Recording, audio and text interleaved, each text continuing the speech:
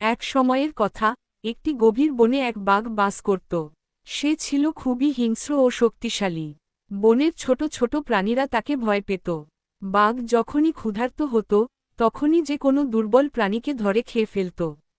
একদিন সে খুব ক্ষুধার্ত হয়ে পড়ল এবং শিকারের সন্ধানে বের হল। কিছুক্ষণ হাঁটার পর সে একটি ছাগল দেখতে পেল।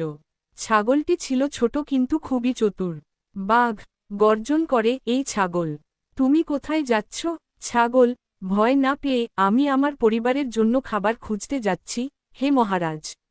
বাঘ হাসি দিয়ে, তোমার পরিবারকে আর খাবারের দরকার হবে না, কারণ আজ আমি তোমাকে খেয়ে ফেলব। ছাগল বুঝতে পারল যে বাঘের কবল থেকে বাঁচতে হলে কৌশল অবলম্বন করতে হবে।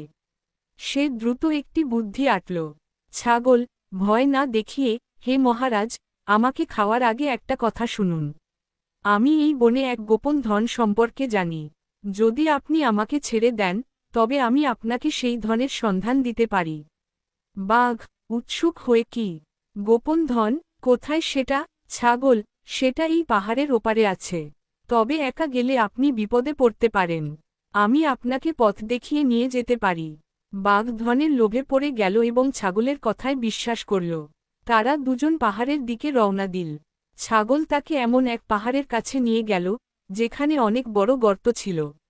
ছাগল মহারাজ, এই গর্তের নিচেই সেই ধন লুকানো আছে। আপনি একটু নিচে তাকান। বাঘ নিচে তাকাতেই ছাগল তার পিছন থেকে জোরে ধাক্কা দিল। বাঘ আরে, আমি পড়ে যাচ্ছি। বাঘ বড় গর্তে পড়ে গেল এবং অনেক চেষ্টা করে উঠতে পারল না।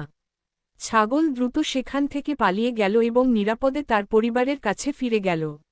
এই ঘটনার পর বনের অন্যান্য প্রাণীরা ছাগলকে বাহবা দিল, কারণ সে বুদ্ধি খাটিয়ে হিংস্র বাঘের হাত থেকে নিজেকে রক্ষা করেছিল। दोस्तों अगर आप इंडिया से हैं तो जल्दी से वीडियो को लाइक करके चैनल को सब्सक्राइब कर लीजिए।